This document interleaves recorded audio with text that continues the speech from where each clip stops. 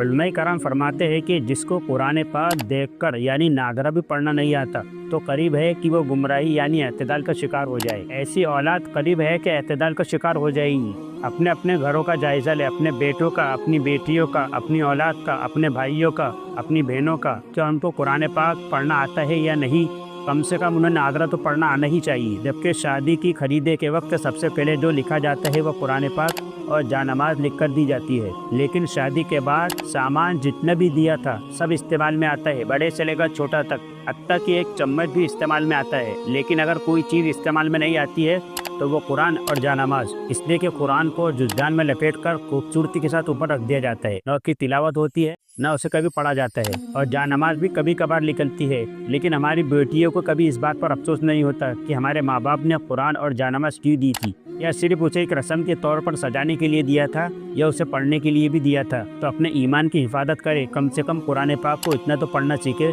کہ کم از کم ہم دیکھ کر اسے پڑھ سکے، اور اگر نہیں آتا تو کسی اور سے سیکھے، اس لیے کہ علم سیکھنے کی کوئی عمر نہیں ہوتی۔ اللہ کے نبی پاک صلی اللہ علیہ وسلم نے ارشاد فرمایا، مومن علم سیکھتا رہتا ہے ماں کی گود سے لے کر قبر کی گود تک، لیکن وہ علم سے کبھی سیر نہیں ہوتا۔